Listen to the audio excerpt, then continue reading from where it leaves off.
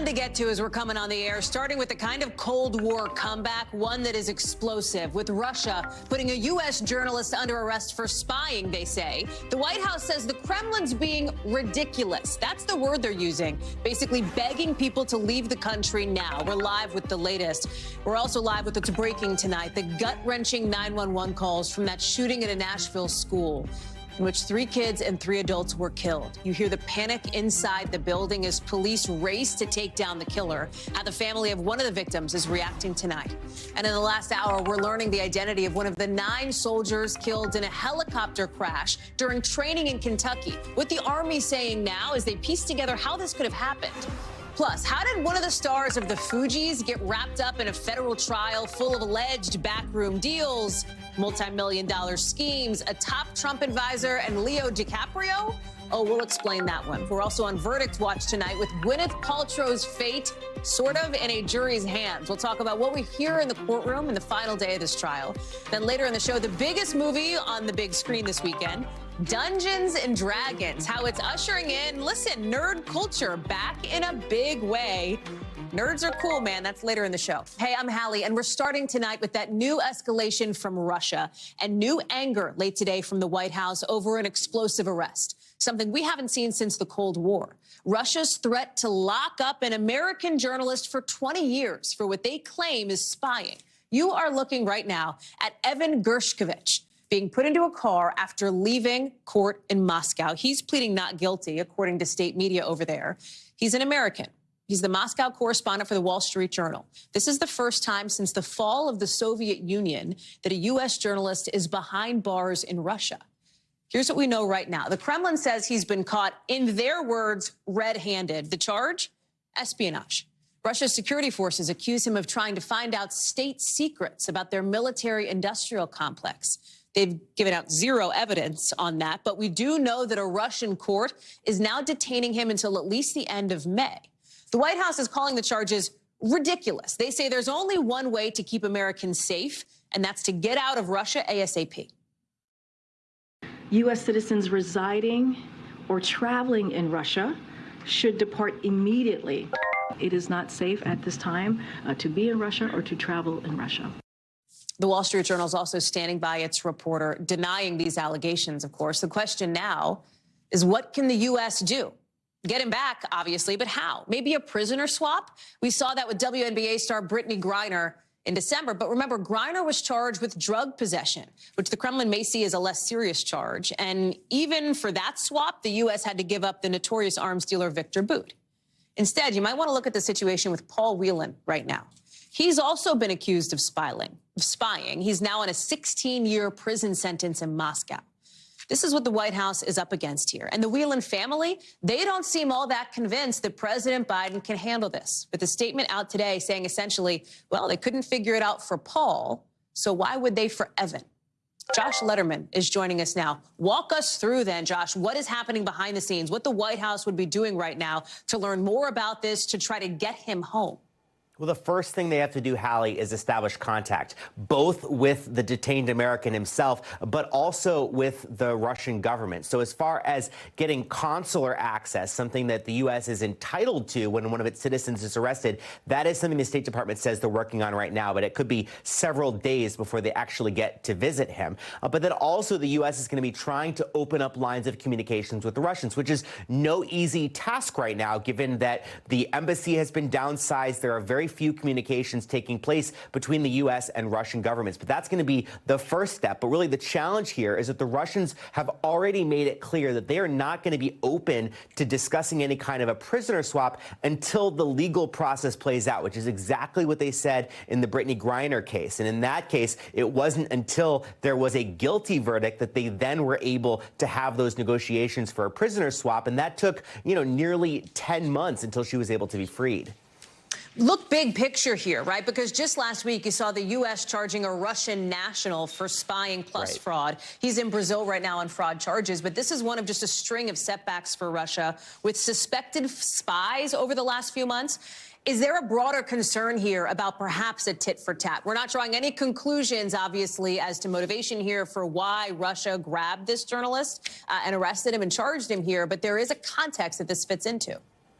There absolutely is, and you're right. We don't exactly know what was behind this, but we do know that there are concerns being expressed by the likes of Senator Marco Rubio and others that the administration's willingness to do prisoner swaps in the past with Russia has incentivized them to essentially take people as hostages or as detainees that they can then use as bartering chips to get their own spies back, like that Russian national who was arrested last week and has been accused of espionage. But it's the latest sign of just how much Russia's relationship with the West is truly deteriorating. And just in the last few minutes or so, there was yet another example when Turkey's parliament cleared the last barrier that Finland needed to join NATO. Finland, the country that has the longest border with Russia, is now going to be a member of NATO. This exact thing that Putin said he didn't want at the start of the war with Ukraine was an expanding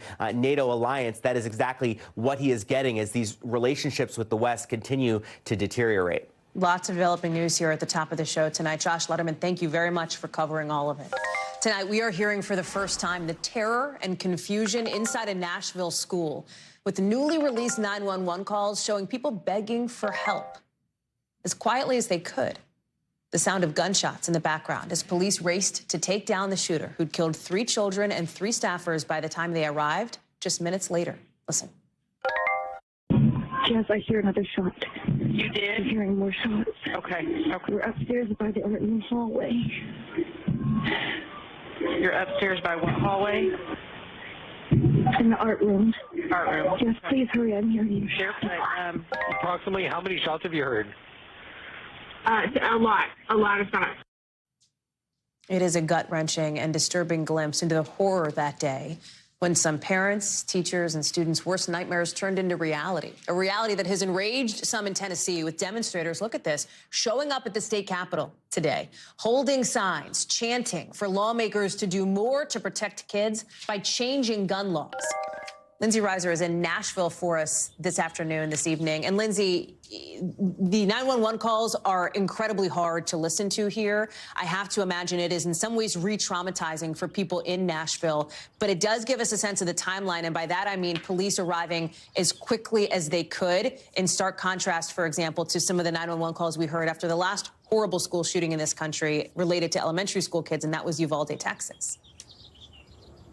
Right. I mean, certainly law enforcement experts seem to be in unanimous agreement here that the officers who went in are absolute heroes. And it only took minutes from that call to the takedown of the shooter. But Hallie, these 911 calls are just so heartbreaking. We've seen the body cam footage. We know the horror that went on inside that school. But to hear this adult woman say she's hiding in an art classroom closet with kids, you hear the muffled cries of kids. You hear one kid saying, "I want to go home." And then you hear the dispatcher trying to tell this woman to tell everybody to be quiet because they are literally hiding for their lives. And you hear this adult woman say, "Be quiet," to these kids. It is absolutely gut-wrenching. And it is really the motivation, even though we got the 911 calls before this rally happened, but the impetus for all these hundreds of people gathering here today, Hallie. Tell us about that, because these protests went down in the building right behind you here. What did you see? What did you hear?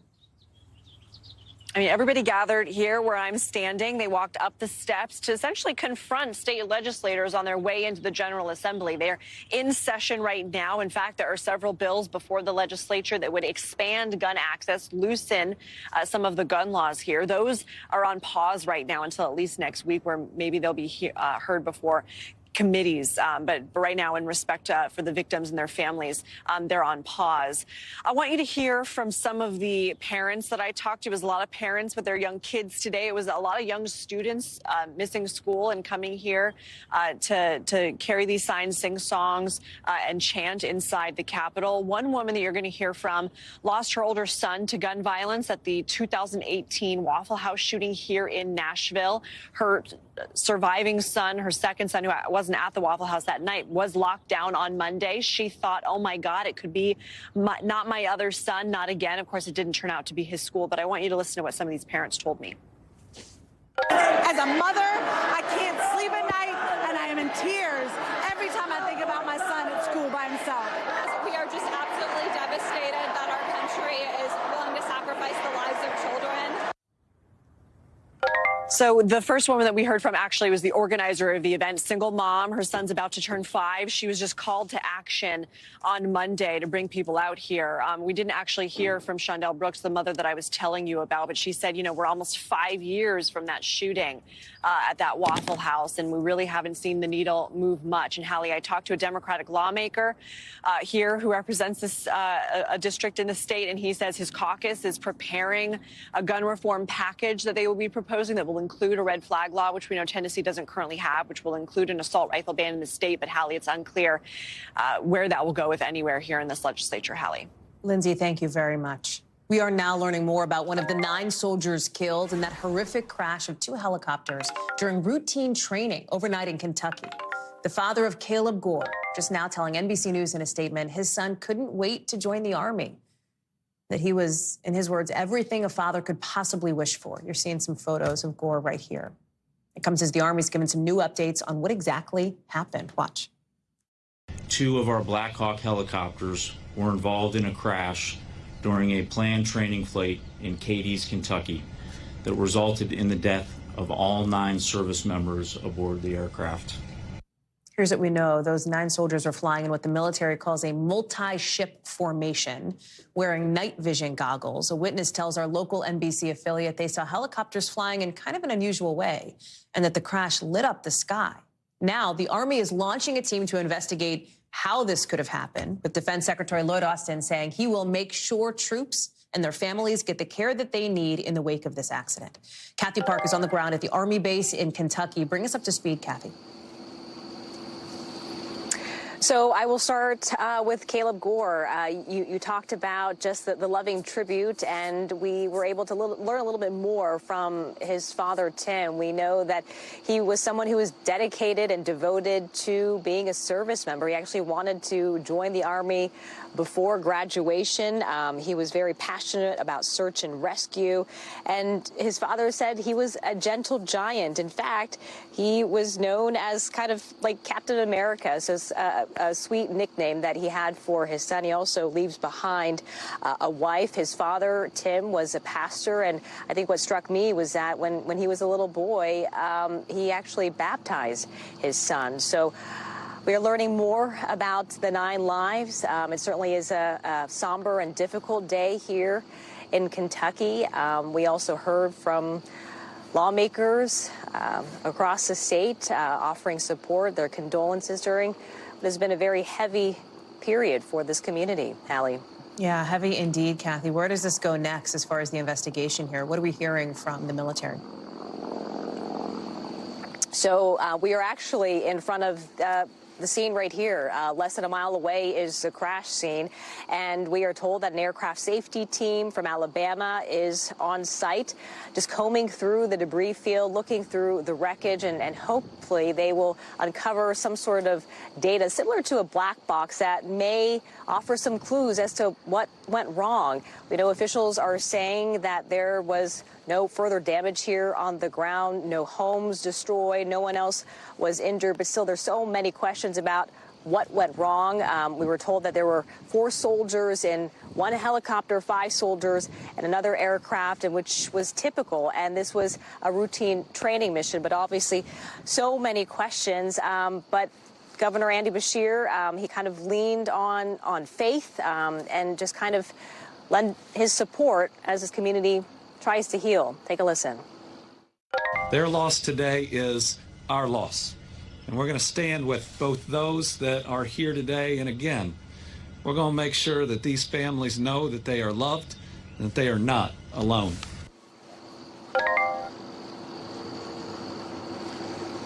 So, Hallie, once again, so many questions on what happened here that led to this crash. We do know that the weather conditions were actually pretty calm. The winds very light at the time, visibility clear. So we'll have to wait and see once they finish the investigation to get more answers. Hallie. Kathy Park live for us there in Oak Grove, Kentucky. Kathy, thank you.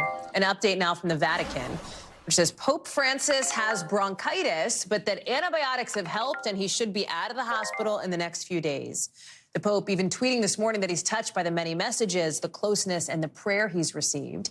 And President Biden putting out his own tweet, giving his best wishes and prayers to the Pope, saying the world needs him. Keir Simmons is there for us in Rome. Okay, so Keir, the Vatican says he's doing better. He's still in the hospital. He's still canceled all his audiences through Friday. And here we are with Holy Week coming up next week. Do we know when he'll be out and back in action?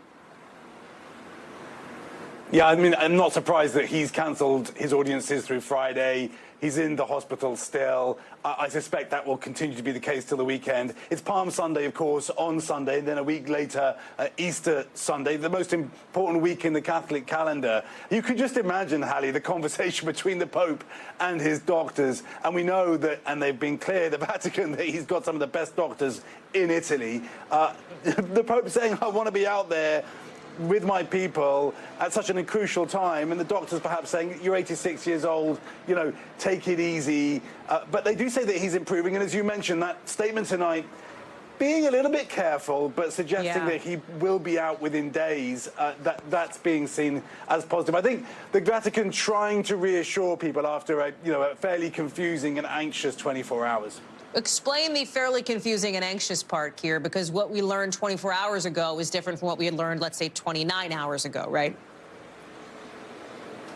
Yeah, exactly. So we thought, well, the Vatican kind of said that he was going to have scheduled tests, and then there were reports in the Italian media that, in fact, he'd cancelled a television interview. So that left people, kind of uncertain and worried about what they were being told. And I think that's part of the reason why we got this detailed statement this morning. This great description that you read out.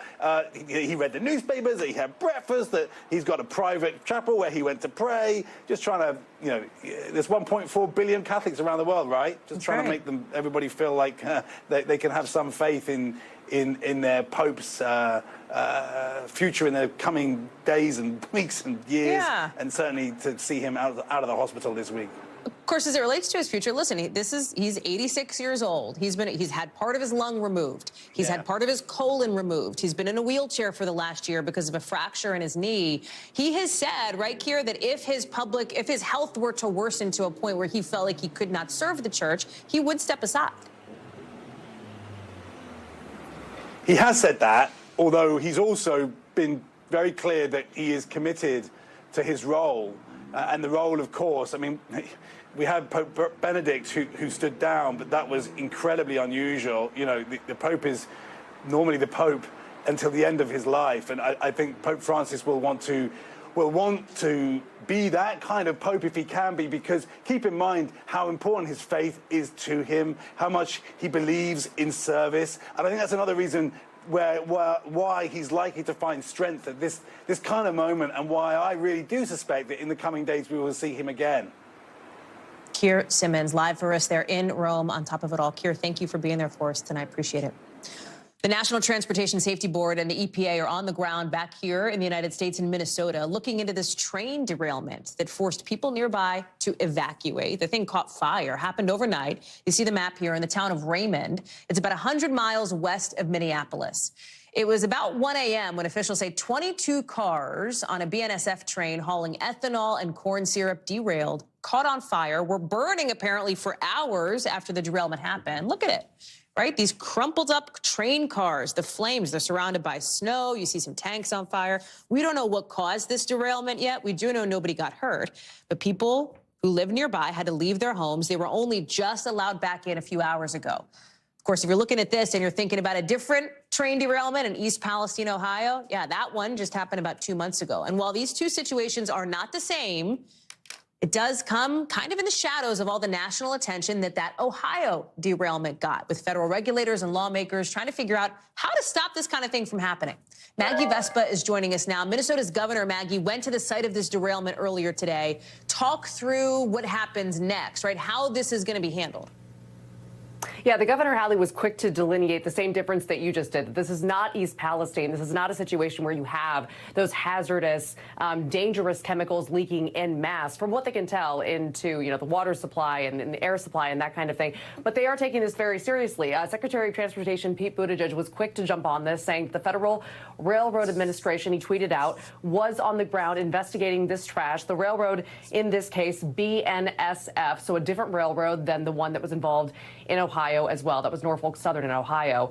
Also saying no injuries, no fatalities. So those were important details to get out right away, that no one was hurt in this thus far, and that, again, those federal those federal agencies were on the ground. In addition to the FRA, as you said, we have the NTSB, we have the EPA on the ground, monitoring air quality, which was a huge concern in the wake of East Palestine as well. Ethanol is hazardous. It can cause like irritation of the eyes, nausea, that kind of thing. But so far, they say, with the size of the spill and the way it was contained, Hallie, no major risk to the public in this case. Maggie Vespa, thank you for that update. I know we'll be watching it, and you will too. Appreciate it.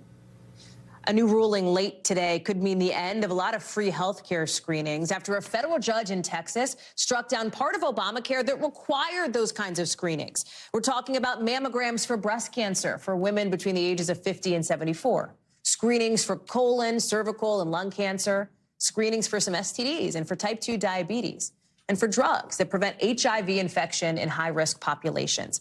It's that last bullet point there, that last part, drugs to prevent HIV. That's why 2 Christian businesses sued the federal government in 2020. They say that requirement as part of preventive screenings violates their religious freedom because of coverage of those drugs. The Biden administration will probably appeal, but this ruling goes into effect immediately and could threaten the access to basic, affordable primary care for millions of working-class Americans. Mike Memoli is joining us now. Mike, any reaction from the White House here? Any clues to how this is going to go, given the history of this particular judge who has ruled against the Affordable Care Act before? Yeah, in fact, this judge had ruled that the Affordable Care Act was unconstitutional, only to have even a conservative-leaning Supreme Court turn that down 7-2. So that gives us a sense of the history here. What's happening now, Hallie, is that the lawyers and the policy analysts at the White House, at HHS, at the Justice Department are reviewing this ruling and coming to a determination about what the next best steps are legally. Politically, of course, we've seen the White House already come back swinging, really seeing this as part of a larger pattern of Republican attacks on what was President Obama's signature law, one that Vice President Biden, now President Biden, had no small part in helping see through to the finish line. We heard that from Karine Jean-Pierre at the podium today. Let's take a listen. This case gets between patients and their doctors. That's what it gets. It gets involved in a decision that patients and their doctors should be making. It's yet another attack on the ability of Americans to make their own health care choices. And this comes, Hallie, just a week after President Biden was marking the anniversary of the passage of the Affordable Care Act. He and President Obama were reunited for a social media video touting this accomplishment. So this is something that the White House really does feel politically, if there is the view that this is going to be under attack continuously by either a Republican Congress or conservative judges, they can at least use to their political benefit. Okay, so that's the politics. Let's talk about the pragmatics, if you will, of this, like what this actually means, because our team has been looking into this. It's really not super clear, and I want to be transparent with people. It's not like we can come on the air and say X, Y, or Z. Obamacare coverage plans now can legally cut out this coverage immediately. It doesn't mean they're definitely going to, though, right? Yeah, that's right, Hallie. I've been reading everything I can to try to cut through what this means. And part of this has to do with just the nature of health insurance in this country. Yes, millions of Americans do now get health coverage through the so-called Obamacare exchanges or through the expansion of Medicaid. In many states, 40 states, North Carolina just joined that list this week. But there are so many that still, the majority of Americans still get this through private insurers. And so because of the legal uncertainty, because of the fact that the Biden administration is likely to appeal and then strike down this injunction, many health insurers will likely just continue the status quo. So many of these preventive services are low cost when you compared to other major operations, surgeries and the like. And so for the legal uncertainty here will lead many insurers just to keep the status quo. But ultimately, if this does go up to the Supreme Court, that will then be the reckoning here. Mike Memoli, live for us on that. Thank you, ma'am. Appreciate it. Coming up here on the show, lawmakers in one state want to let people carry a concealed loaded gun anywhere with no permit. So is the governor going to sign it? We've got that coming up in the 5 things.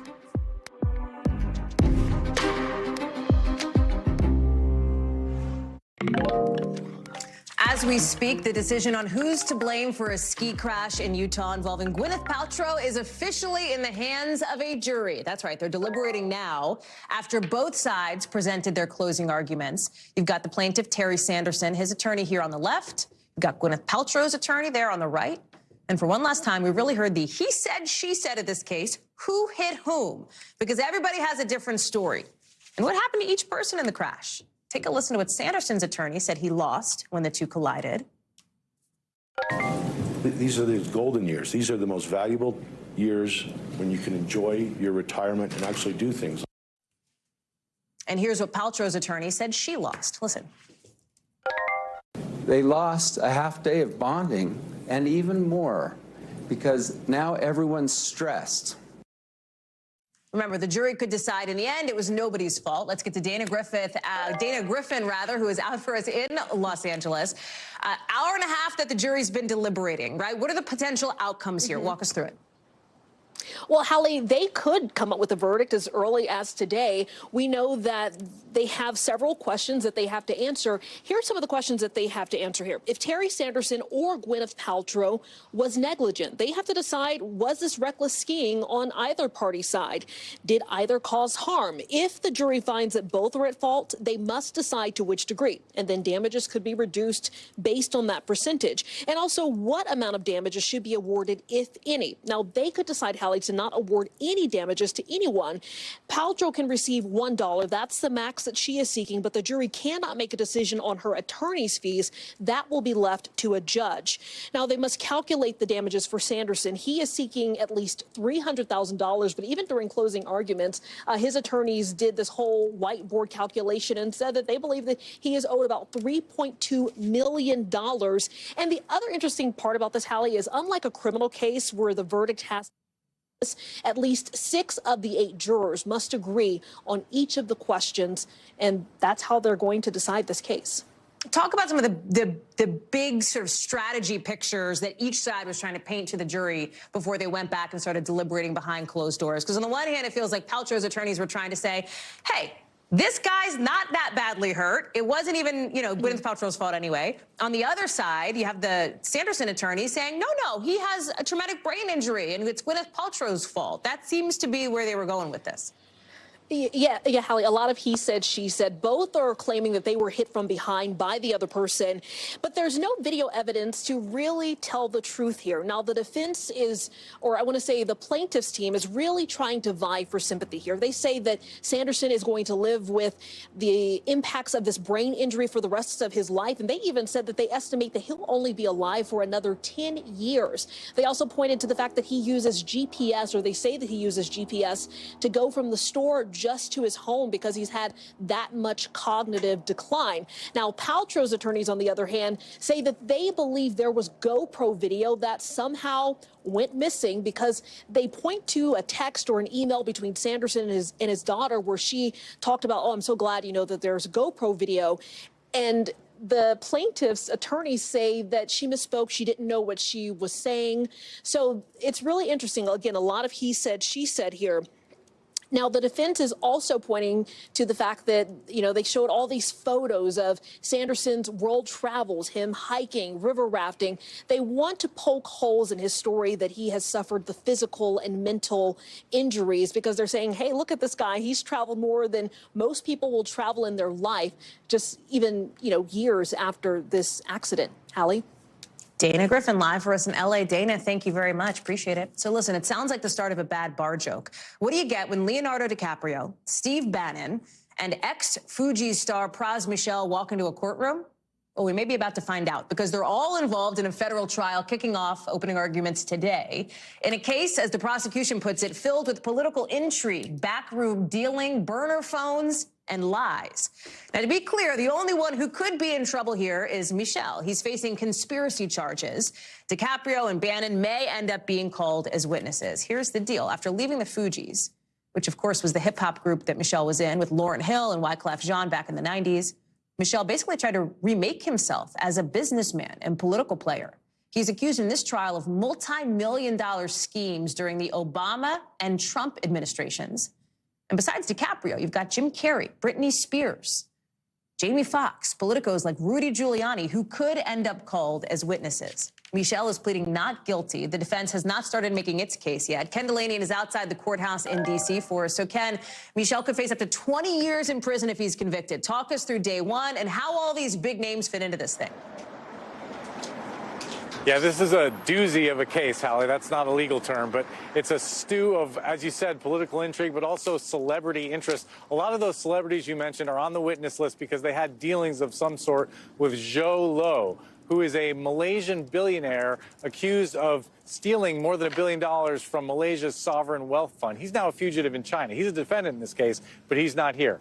Pras Michel, the former Fugees Grammy-winning musician, is accused by prosecutors of essentially being his political agent in Washington through 2 administrations. He's accused of orchestrating a straw donor campaign to funnel illegal contributions to former President Obama. There was even a photo shown today by an FBI agent to the jury of Pras Michel sitting at a table with President Obama and Zhou Lo's father. But then in the Trump administration, prosecutors say Pras Michel began lobbying illegally on behalf of the government of China, seeking the extradition, this is complicated here, of a Chinese billionaire that the Chinese wanted to get back to China. And so there's a sort of a melange of allegations here. It promises to be a pretty lengthy trial and an interesting one. Whether any of those celebrities get called remains to be seen, Hallie. Talk about what we could see next here, Ken.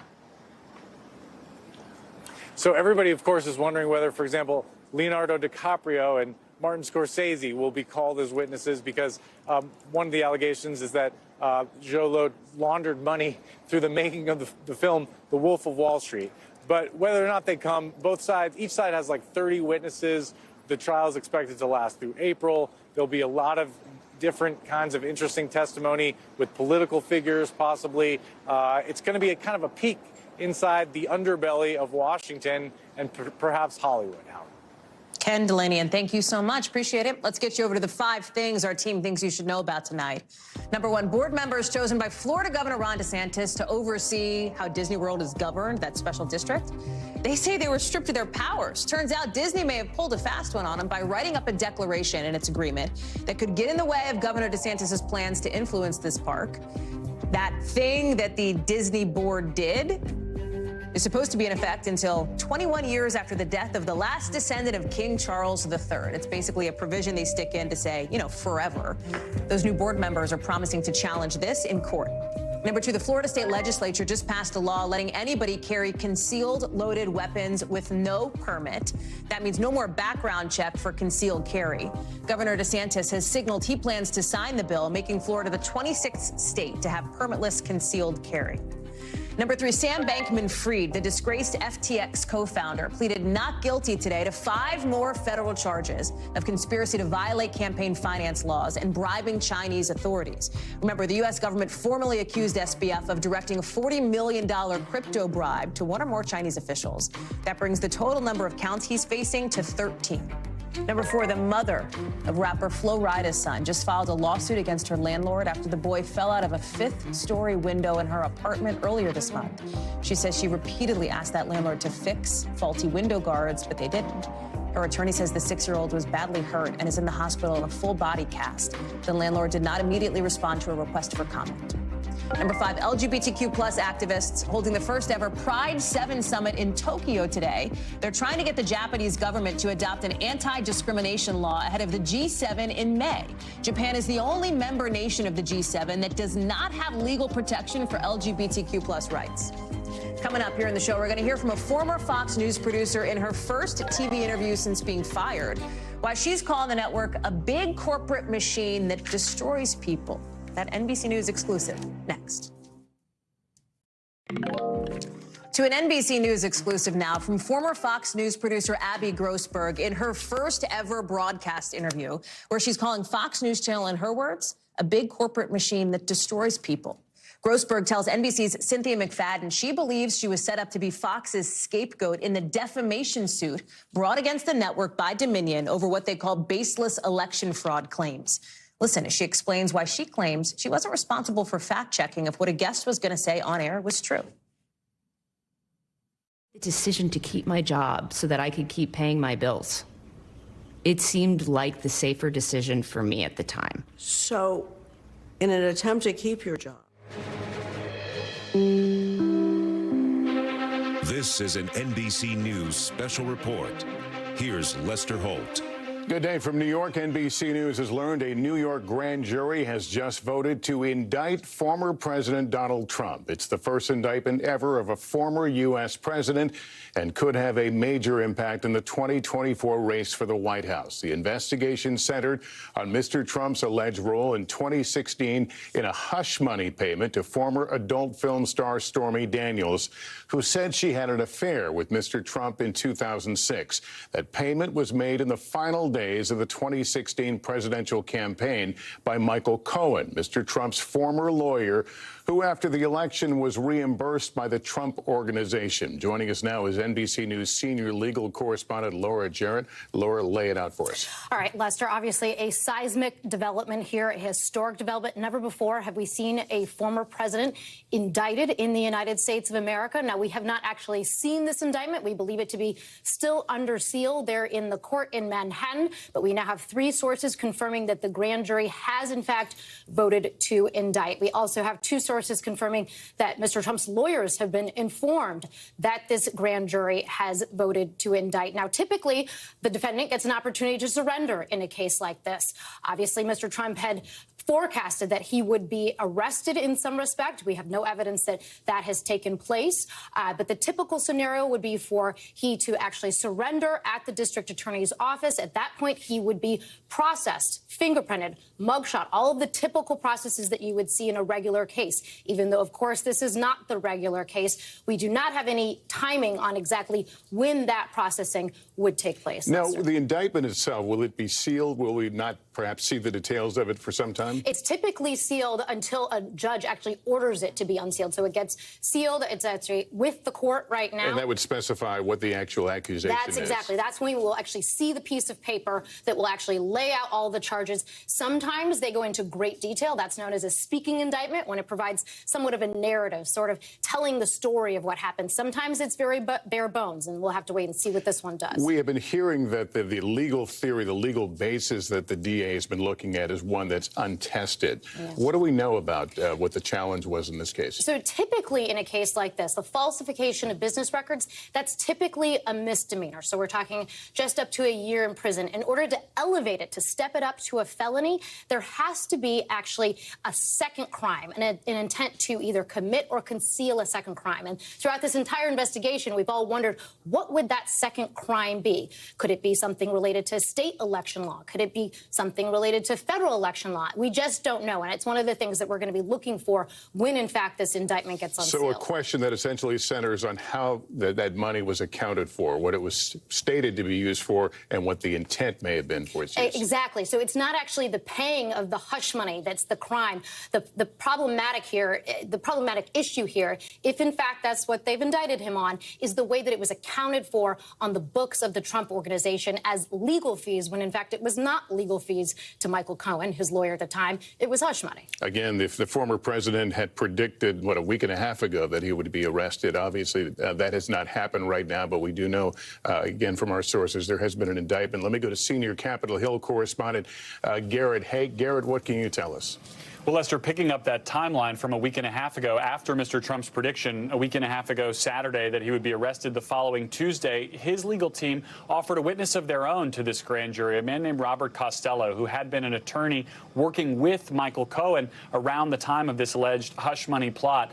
That testimony then essentially was the last moving piece we saw in this probe for another week. On Monday of this week, the grand jury heard from what we now believe was their final witness, David Pecker, the former publisher of the National Enquirer. This was Mr. Pecker's second time before the grand jury. He's a key player in all of this. He was believed to be the person who brought together Mr. Cohen and attorneys for Stormy Daniels, who might have engineered or at least come up with the idea for these payments. That witness on Monday, again, believed to be the last witness this grand jury heard before their decision to indict today, apparently 2 months to the day after being convened for the very first time on January 30th. Now, as we await additional information about about what the charges might be, I can tell you the political reaction is already coming in. Congress is headed out on a 2-week recess, but already we've heard from members, and it's clear that this is going to be a polarizing decision, both in the halls of Congress and politically across the nation writ large. One Republican member of Congress calling it a dark day for the country.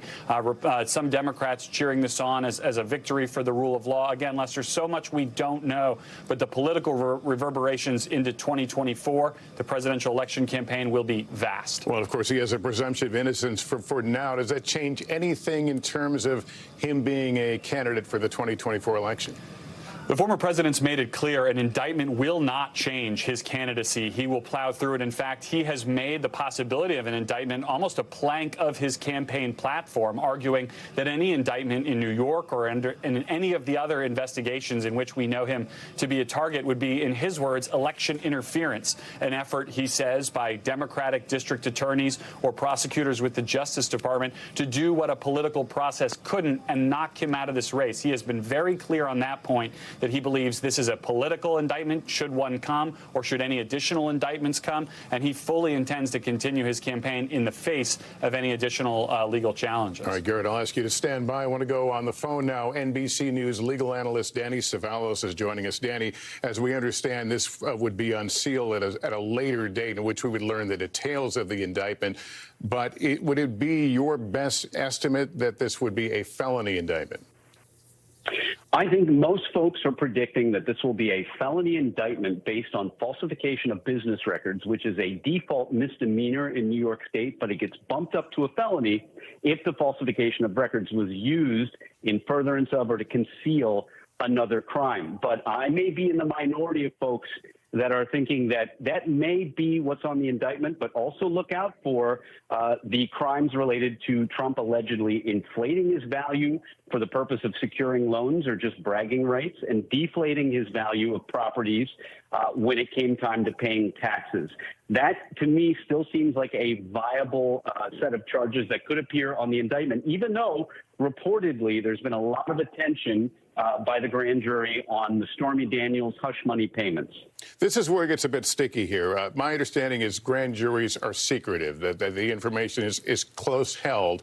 The fact that we know what we know now, does it affect the defense? If they know, for example, that Alvin Bragg had to push this rock uphill for a ways to get this indictment, what does that signal to the defense?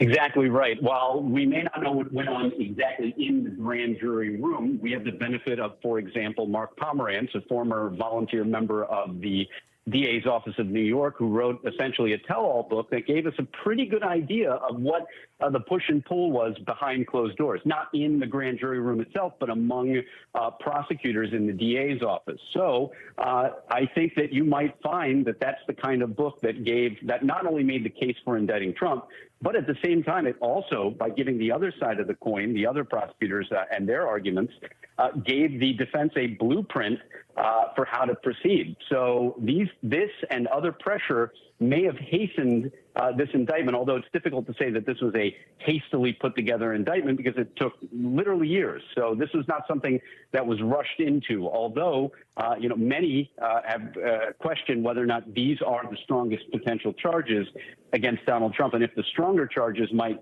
not be those in Georgia potentially, or from the federal investigation led by special counsel.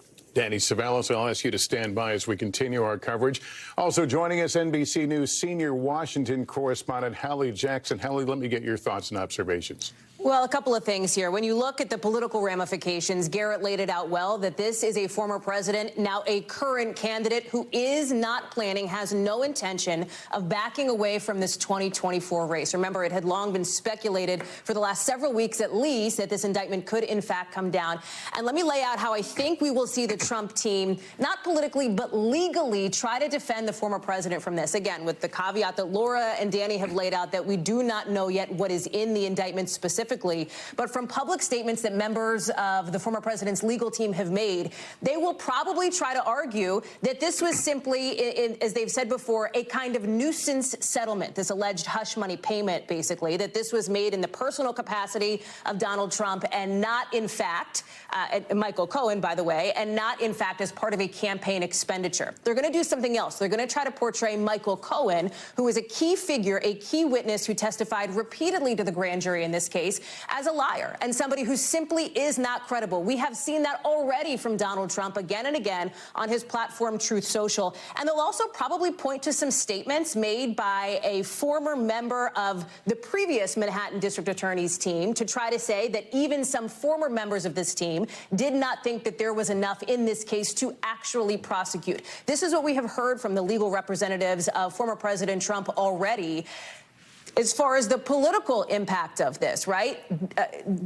The base of Donald Trump has been sticky, Lester. And by that, I mean they have stuck with him through a lot of this. Remember, these hush money payment allegations came out even prior to the 2016 election, and Donald Trump still ended up in the White House here. The question that I think we'll be looking for as it relates to the 2024 campaign is what do his current Republican opponents and potential Republican opponents do and say about this. I think there's going to be a lot of eyes on Florida Governor Ron DeSantis, who is considered to be the leading front-running candidate against Donald Trump in the primary. Even though he hasn't even officially announced he's running yet, there's a lot of speculation that DeSantis will. How might he thread the needle on this now historic and unprecedented indictment against a former president, Lester? All right, Hallie, I'll ask you to hang in there for us. Let me go to NBC News political director and moderator of Meet the Press, Chuck Todd. Chuck, how do you separate the politics, or will it not be separated?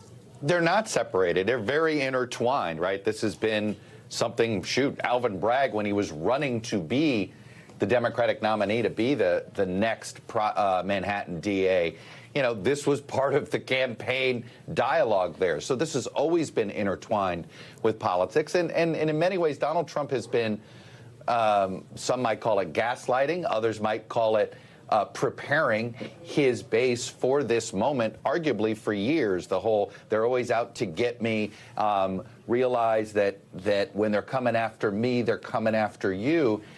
And when you look at just all the various ways that this has been polled, when you talk to various Republican strategists about ways they've already polled this, like does an indicted Donald Trump, is he weaker in the Republican primary? And it's not clear that he is. Now, the question I've always had on this is if he accumulates indictments, right? This is the first shoe to fall. If he's accumulating indictments throughout the year, does that suddenly become the weight where Republican primary voters say, hey, we like you, Donald Trump, but you can't win? That hasn't happened, though. You know, the only rationale I've heard a Republican try to make against Donald Trump without trying to attack him has been, hey, he's lost 3 times, 2018, 2020, 2022. Either he or his ideas have lost at the ballot box. You know, he's the Republican most likely to lose to Biden. But the problem is his voters don't believe it. He's convinced his voters he didn't lose in 2020. So they can't even use that argument effectively, that he already lost once. So it'll be interesting to see how voters react to now that he actually is indicted. And when you see the mugshot and you see all those things. But I do think we ought to judge his durability here, not after this indictment, after if another one comes out of Georgia and D.C. I think that's when we'll find out truly how politically durable he is. Yeah, and I've got Laura right here with me. What's the progress of those other investigations, which are arguably more serious charges? Well, it's interesting. So the one, obviously, in Georgia, the special grand jury produced a report. Trump's attorneys have obviously attacked that process at length, and they've tried to quash that report. The district attorney there had said at some point that it was imminent, but that was really weeks ago. And so the timetable on that is not at all clear. It certainly is not going to take place anywhere near as close as this one is. The charges, as you mentioned there, are very different, and it has to directly do with him trying to get the Secretary of State of Georgia to invent a number of votes, obviously attacking the center of democracy. All right, I want to go to WNBC's Jonathan Dienst now, who broke his chief investigative reporter for our station here in New York. He's been covering this story from the start. Jonathan, tell us what you've learned and how this is going to play out. Our first hint, we should note that there was a stepped-up police presence downtown. What do you know? Yeah, late this afternoon, the NYPD was advised to start stepping up security as the grand jury was expected to hold a vote this afternoon. We began reporting on that, and then we heard that the grand jury was voting, and then the result came in late this afternoon. Multiple sources telling us that the grand jury has voted to indict the former president of the United States. We are told that his defense attorneys have been advised, and we are awaiting word as to when, if as early as tomorrow, he'll appear in court here in Manhattan, or will that be pushed into next week. That will be a conversation between the prosecutors and the defense team. Meanwhile, we await to see if and when that paperwork gets filed and then unsealed and made publicly available so we can learn details more about it. But certainly a historic day here in New York and for the nation. The former president charged here in New York in connection with that Stormy Daniels affair. All right, Jonathan Dienst, thank you for that. Also with us, we'll return to NBC News senior Washington correspondent Hallie Jackson. Hallie, I understand you have heard from Michael Cohen, the former president's former fixer. Yeah, one of our producers, Adam Reese, who's been among the tips of the spear on reporting the story for us, has a new statement here from Michael Cohen. You say the former attorney's former fixer, yes, and that is why he is involved in this discussion over this hush money payment at all, as we have laid out here. Cohen, now we are hearing for the first time since news of this indictment against the former president broke. He says that he takes solace in validating the adage that no one is above the law, not even a former president. He goes on to say that it is not the end of this chapter, but the beginning of the next one. And then he says he wants to let the indictment speak for itself. And Lester, the context and the backstory there, Cohen had been very public in coming out and talking about some of the testimony in front of the grand jury, how he perceived this case, et cetera, until he was advised by his attorneys, according to sources, to basically pull back on that. He says in this statement, the only two things that he wishes to say at this time is that accountability matters.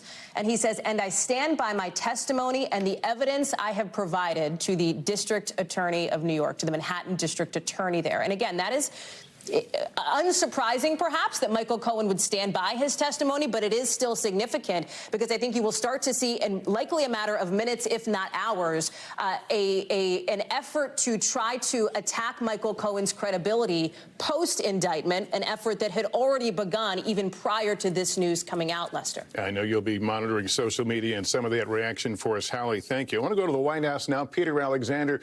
Peter, there's been a real curtain of silence over the last few weeks as we seem to be marching toward this moment. Anything you're hearing there now?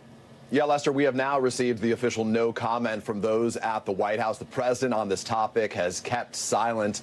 He's really done his best to try to steer clear of this entire conversation for a variety of reasons, not the least of which is there are a series of temptations and pitfalls that would make this a thorny issue for any president of the United States to witness their predecessor, the former president of the United States, now being indicted. The White House wants to be very careful that it's not construed that any comment they would make on this topic, any comment by President Biden, would be viewed as an effort to try to tip the scales or to lean on Merrick Garland, the Attorney General of the United States, who ultimately will be the one who decides whether or not to prosecute the former president, Donald Trump, as part of that federal investigation led by the special counsel Jack Smith that is taking place right now into a series of different issues, some stemming from the handling of classified information by the former president, also his handling as it led up to the January 6th attacks, his handling of the 2020 election results. So that's the position here. The White House has directed us, as we have reached out to the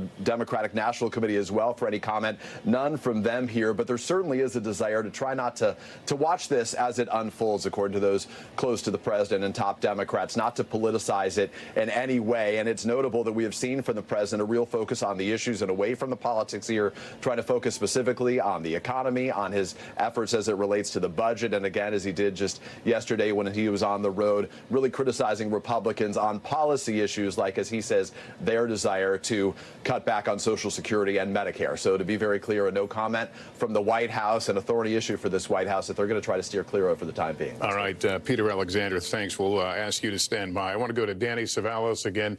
Danny, you said something earlier I wanted to go back on. We have all focused on this case as being about the hush money. That is the case. If I understood you a moment ago, you're suggesting there may be other charges in here that weren't widely talked about. What are those? There could be. For example, there was plenty of investigation done into Trump's various properties, everything from 40 Wall Street to even his own apartment in Manhattan, which he supposedly overstated something as simple as the square footage. Now, the challenge there is that when it comes to valuation of real estate, that is a subjective process. And maybe it's even more subjective when you're dealing with a brand name like Donald Trump. So it's possible the DA's office may have shied away from those charges, too. But they had plenty of reasons for being concerned or not thinking the Stormy Daniels hush money payments would be slam dunks. Also, there are challenges with that case as well. For example, the issue of whether or not New York state prosecutors can use an alleged federal election law violation as that predicate crime that will bump up that New York state misstatements or false statements on business records to a felony. It sounds kind of complicated, but basically the question is, can they use that as the felony? The federal election law, do they have the jurisdiction to do that? Yeah, Danny, thanks. We're going to pause briefly for some stations to start their local newscasts while we continue our coverage of the indictment of former President Donald Trump. All right, we're back with our viewers here. Let's turn back to our legal correspondent, Laura Jarrett. Laura, for folks just turning on the TV, walking into this, walk through what we know right now. Lester, based on what we understand right now, a state grand jury in Manhattan has voted to indict former President Donald Trump. We understand that it's based on his payments by a former lawyer, Michael Cohen, to a former adult film star, Stormy Daniels. That hush money scheme, that's what we believe is at the center of this. But I should be clear that we have not seen any indictment yet. As we understand, it is still under seal at this hour. But we do have two sources telling NBC that Trump's attorneys have been informed that their client has been indicted. As for the legal case here, again, we have to see the actual charges, but it is far from an open and shut case. If we believe it to be based on this falsification of business records, that's typically a misdemeanor. In order to elevate it to a felony, there's really an untested legal theory about how all that would work. It's quite complicated. As for the process here, now that Trump's attorneys have been notified, we would imagine that he will surrender in the coming days. That's what would typically happen in a case like this, a white-collar crime. The defendant gets an opportunity to surrender, would come in for processing, which in the typical case would include a mugshot, fingerprinting, a background check, and at that point, they would proceed to an arraignment. Now, we should mention Trump has denied all wrongdoing in this case. He has denied an affair with Stormy Daniels adamantly, up and down, and his attorneys, of course, have said he has done nothing wrong. And typically, I'm not going to hold you to a timeline here, but typically, how long does something like this take to get to trial? It could take quite a while, especially in a case like this. You can imagine his lawyers are going to fight tooth and nail and say their client should not have been prosecuted. This will try to file a motion to dismiss to get the charges thrown out. And so we could be in for a long haul. And it's relevant because he is a candidate for president in 2024. Let me go back and bring our political director and moderator of Meet the Press, Chuck Todd, with us. Chuck, we talk about the arraignment and the process that the former president might have to go through. It's really hard to know whether it's something that he fears or he will hope to use, just based on some of the statements we've heard lately. I can tell you this, and people I've talked to close to, look, he does fear all this.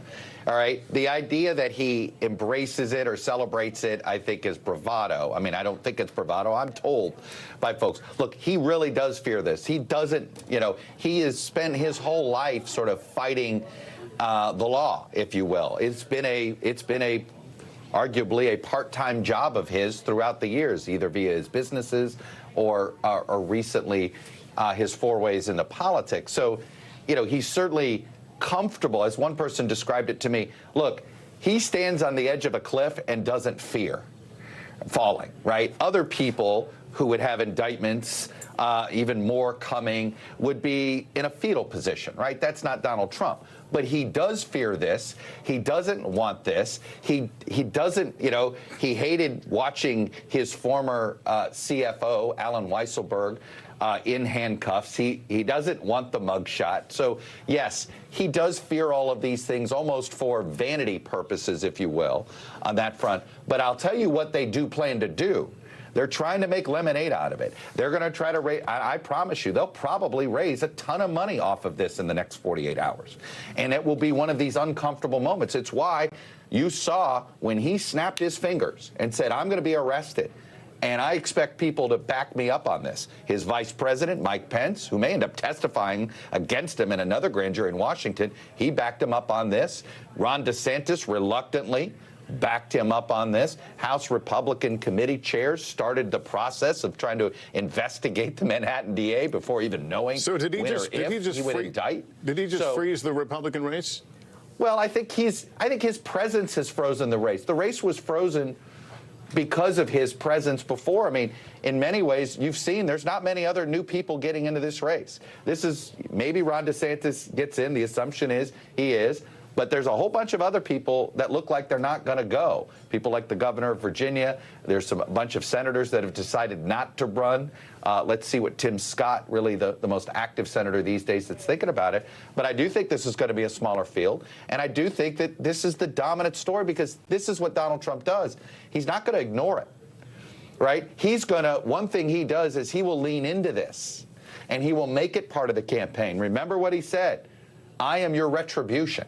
Right? He wants his problems to become his base's problems. I think this is terrible long-term politics for him. I think it's an impossible general election for him to win. But it may be very hard to dislodge him from this nomination. Yeah, this, in an odd way, may solidify him as the prohibitive favorite. I'm going to throw something out of your wheelhouse. I'm going to talk law for a minute here. You've got these other two investigations, Georgia, and then, of course, the DOJ special counsel investigation. Are they, whether they like it or not, under an accelerated timeline, given the fact that we have an election in 2024? They have to be. I don't think you can have these things lingering in 2024. I think Merrick Garland, in particular, is very sensitive to this. This is why he named a special counsel basically right after Trump decided to announce his campaign as early as he did. If you recall, last November, the second he did, he's like, all right, I have to name a special counsel because he's now an active candidate. But there's no doubt, I think that Merrick Garland is going to want a decision, no or no go, go or no go on this in this calendar year. And I would be shocked if we get to Labor Day without some resolution on the D.C. front. All right, Chuck, let me go to senior Washington correspondent Hallie Jackson. Hallie, have we heard from the former president or any members of the Trump family? We have heard from at least his son, Eric Trump, one of his sons here, who in a new post on Truth Social, of course, the former president's social media platform, says this is third world prosecutorial misconduct. I'm quoting here. He calls it the opportunistic targeting of a political opponent in a campaign year. And Lester, this is of a piece with what you and Chuck were just talking about here. The idea that at least in a public facing way, you will see members of the Trump family. You'll see Donald Trump himself and Donald Trump's allies deliver this line that they believe this is a political witch hunt in their words. This is a refrain that we have heard for years from Donald Trump, starting when he was a candidate on the campaign trail in 2015 and 2016 up till now, even through his time at the White House here. There is a sense, at least again publicly from members of the Trump team, that this could actually mobilize people to turn out and vote for him, to back him up because of what they see and what the former president described just recently at his first rally in Texas as the idea of the deep state essentially out to get him. As Chuck lays out, though, there has been, and I've spoken with sources who talk about this, very serious discussions about how to handle exactly an event like this. I think the next question is going to be, when do we see Donald Trump again, Lester? Is it going to be in Manhattan? Is it going to be at his home in Florida at Mar-a-Lago? And how will he respond? What will be that first public moment from the former president, who, again, is in an active campaign now for 2024 after this indictment now has apparently come down? Hallie, we heard the former president a few weeks ago predicting his arrest. I think it was, 10 days ago? Of course, that didn't happen. Has he, I mean, your experience covering him, has he been playing chicken with the DA, perhaps hoping that he could, make the DA blink and not indict? Not even the DA, Lester, the grand jurors themselves, right? He has been saying things to suggest that perhaps these grand jurors are models of bravery, if you will, and I'm paraphrasing here, for, in the view of Donald Trump, maybe perhaps getting cold feet, right? Because when the former president came out and said that he thought he was going to be basically perp walked on that Tuesday.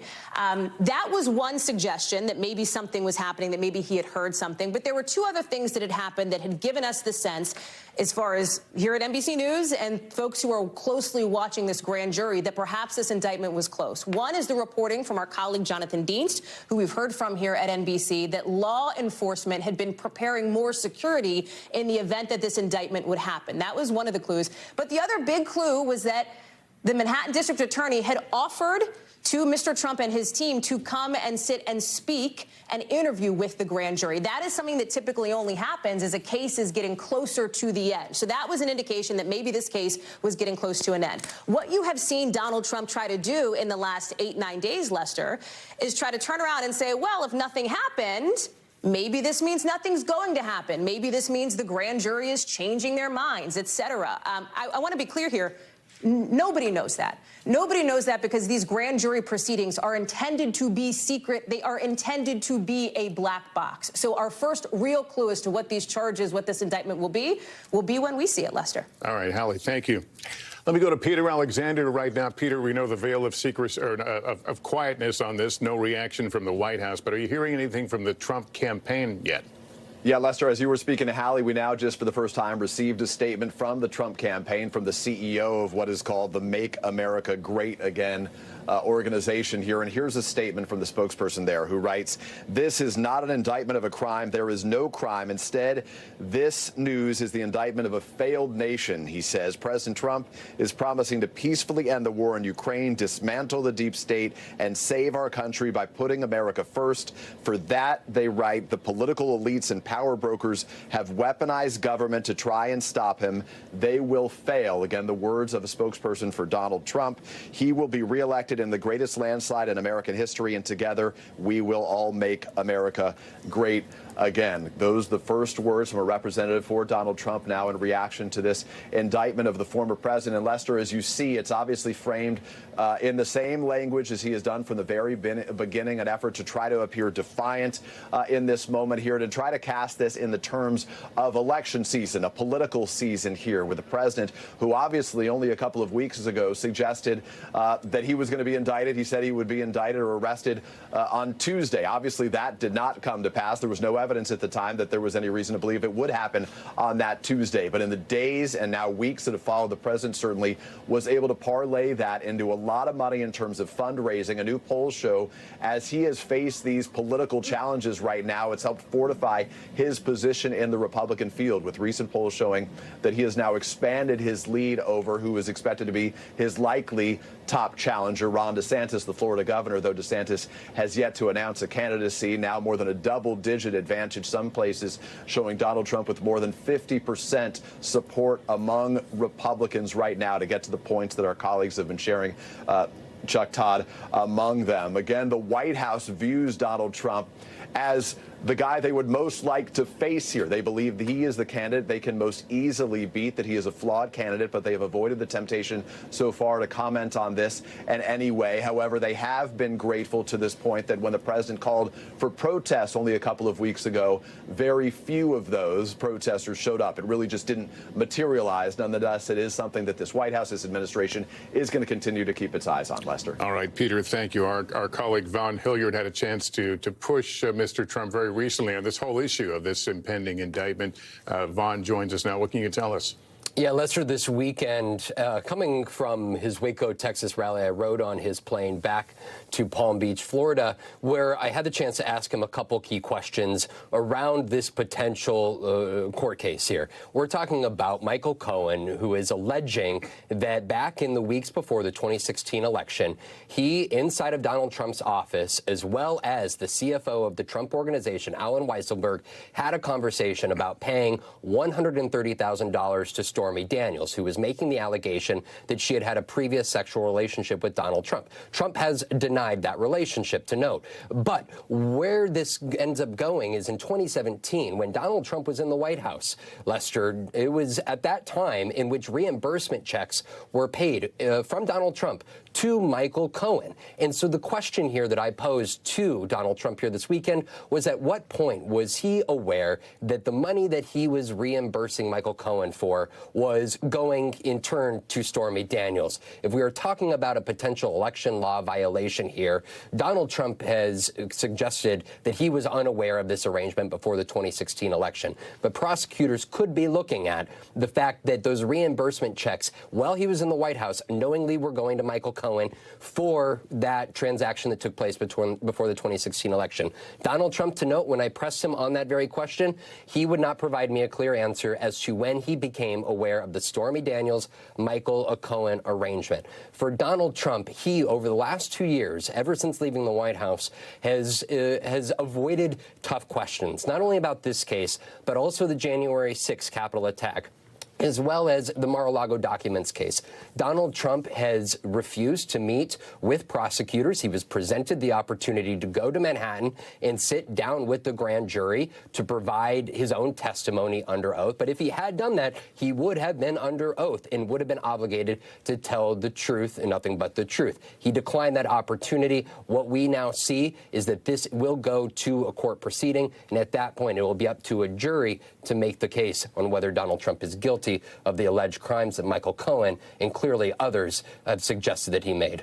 All right, Vaughn Hilliard, thank you for that insight. We're joined by former federal prosecutor and NBC News legal analyst Carol Lamb. Carol, if you could walk me through what happens next. And I'm also curious about some of that late testimony that the grand jury reportedly heard over the last several days. It's always hard to speculate about what the grand jury has heard because, of course, the grand jury proceedings are secret, and so nobody outside the grand jury room knows what was said inside there.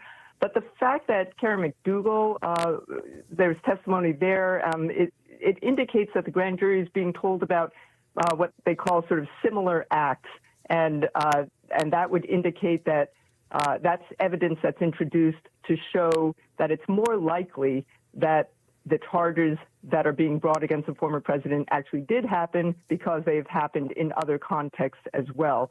So that's the best speculation I can have as to why they would have heard that testimony. All right. We want to go to Hallie Jackson right now. Hallie, you're hearing from the president's camp right now. Well, his attorneys, Lester, and in this statement, it is short. It is only 3 sentences, but his attorneys are confirming, they say, that he has been indicted. They say President Trump has been indicted. They go on to say he did not commit any crime.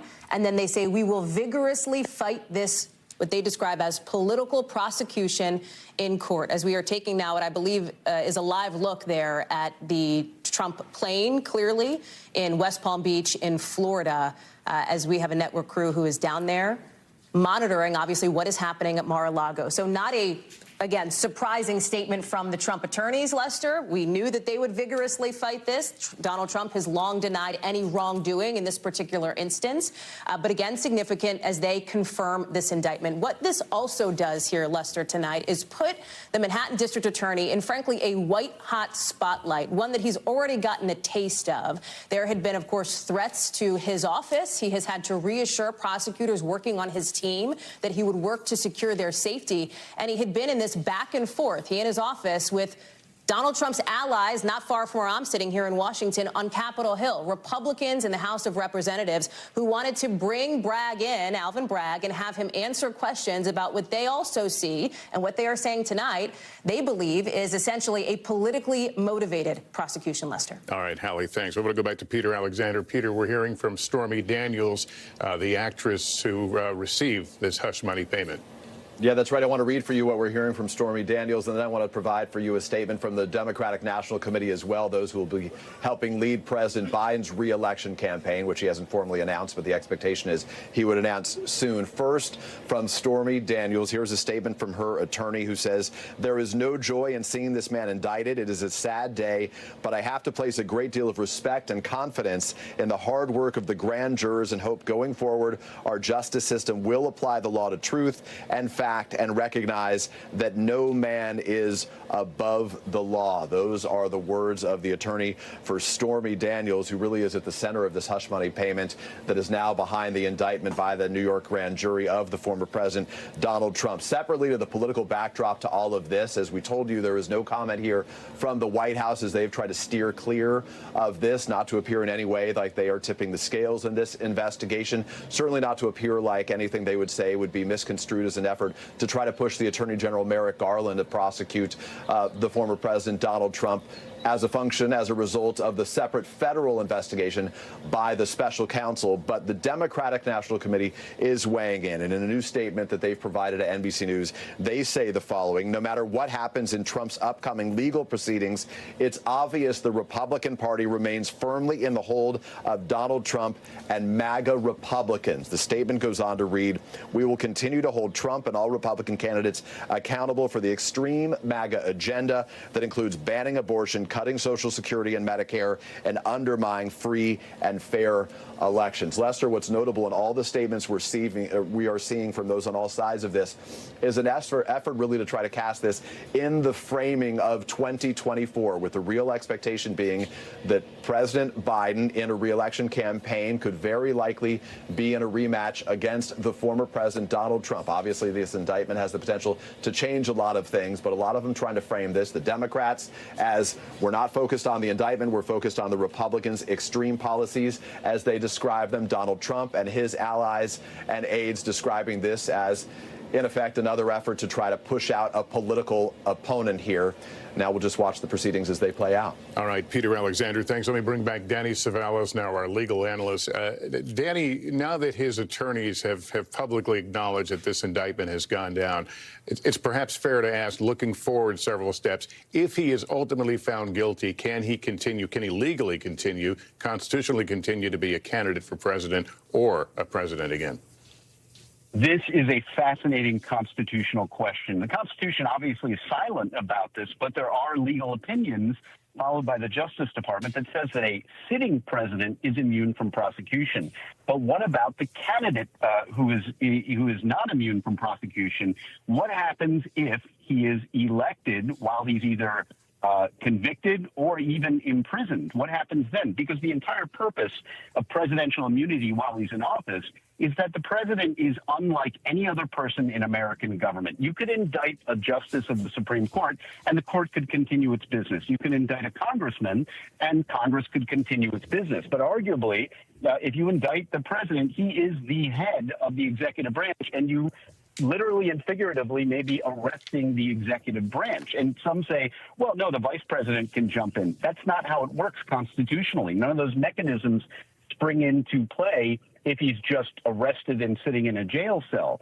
The 25th Amendment doesn't come in, although I imagine that would happen, or it possibly could happen in another way. So it's a fascinating constitutional question. What happens when a candidate is under indictment and if he's convicted? It may be a moot question because there is no mandatory minimum if he's charged in New York with the charges that most folks are expecting related to falsification of business records. So it's possible he could get a straight probation sentence.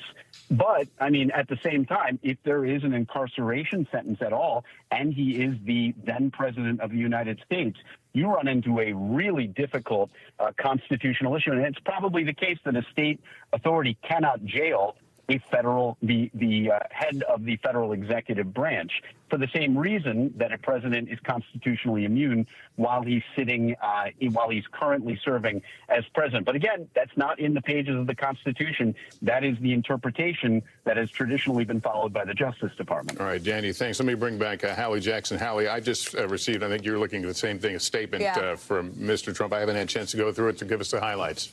Well, it's rather lengthy. It's, I think, 5 or 6 paragraphs here, Lester, so I will give you just the highlights here. And again, this is coming from the former president himself. So this is a statement from Donald Trump calling this indictment political persecution and election interference at the highest level in history. He goes on to talk about how he has felt essentially aggrieved since the day he came down that golden escalator at Trump Tower.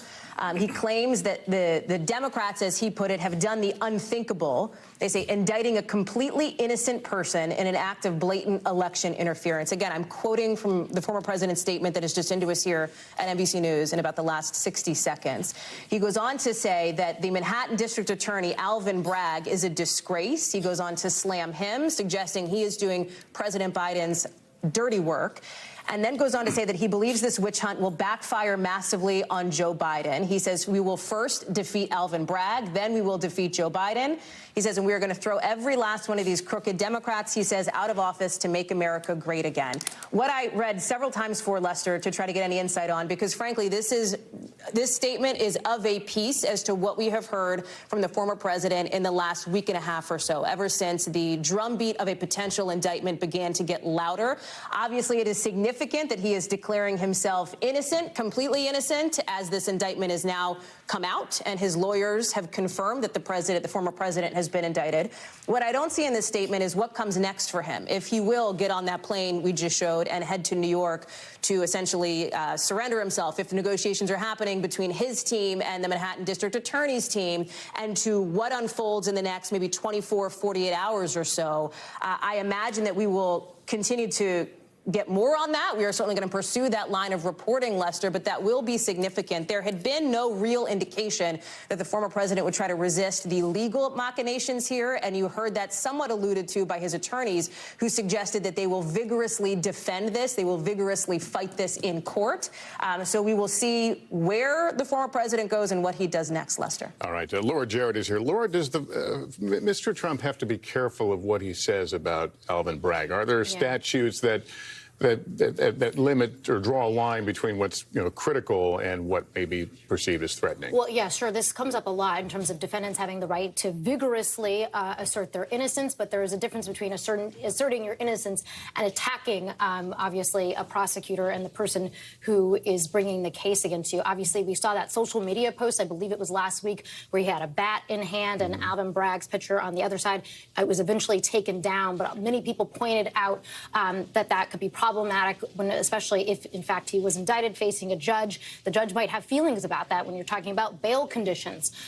So, again, he has a First Amendment right, obviously, to be as free as he wants to be in his speech and defend himself. But there is a line that you do have to be careful about, obviously, making threats against a prosecutor. Is it clear to you how this is going to play out now? I mean, how far along before we would see the actual indictment and the process of arraignment and photographs, et cetera? Usually it moves pretty quickly. I would imagine that prosecutors are negotiating with his lawyers behind the scenes about when exactly a surrender would happen. But I imagine they don't want to waste much time here, and they would want to bring him in pretty quickly.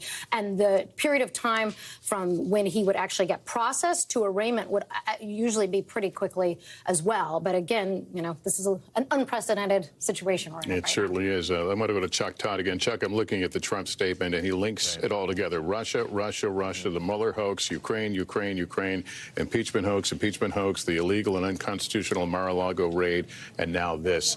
Is that what you would expect, that all this will become part of one narrative? Well, that's what he's been doing, and it's worked for him. If you think about it, over the last 7 years now, if you start with the Russia investigation, he has really conditioned his supporters on this. He links them together. He has always done so. So I think this is why, I'll constantly have people who are not fully informed about our current political system, if you will, and they'll say, none of this, I don't understand. And it's like, look, this is a years-long campaign. And again, I would describe it as, you could call it conditioning, you can call it gaslighting. But he has successfully, I think, at least with his core supporters, made them think that any investigation, any allegation of wrongdoing is just part of the attempt to stop Donald Trump. On one hand, it's, it's the mark There have been many a successful and unsuccessful authoritarian leader or wannabe authoritarian leader in our history that has done this themselves, and you can find some political success doing this for a while. But on this one, I think this is why this really is going to freeze this GOP race for a while. Yeah, but look, I have to say, I look at this, and if I were Ron DeSantis, I would not get into this race until the fall, because there is no use at all doing anything active on the campaign trail while there is an active indictment. There's probably going to be one or two more that come down on him, on either the classified documents or what's happening in Georgia. And I think they're all going to get litigated and dealt with over the next 3 to 6 months. It may be that this race really doesn't start anew until we know where these indictments are going. And if you're another candidate, you might as well just stay under the radar and really not get into this thing. It would seem, though, that there are those on the left, those who are against Trump, who will be celebrating, if not quietly celebrating this news. But at the same time, is there going to be a sense of, we wish it wasn't this one to kick it off? Look, there's a ton of that. I'm hearing this constantly from sort of the more strategic side of the Democratic Party that are just like, this is the wrong one to lead with. This is going to make it easier for Trump to sort of conflate this one, which there is plenty of legal debate about whether this is even a felony charge or not. Is it a misdemeanor and all of that, when the other two cases, I think, are both appear to be stronger, number one, but also seem more consequential. I mean, whatever you think of Donald Trump and Stormy Daniels, there's plenty of political analysts who would argue that the country made its decision on this stuff back with Bill Clinton and Monica Lewinsky, and essentially going, we don't like the behavior and we don't like the weaponization of it or trying to drag this into the courts, right? And so I think that's why there's so many Democratic strategists that are like, cringing that this is the first one. All right, Chuck Todd. Chuck, thank you. That concludes this NBC News special report. Much more this evening on Nightly News this evening. For many of you, that starts right now here on NBC. The headlines, you're seeing right here.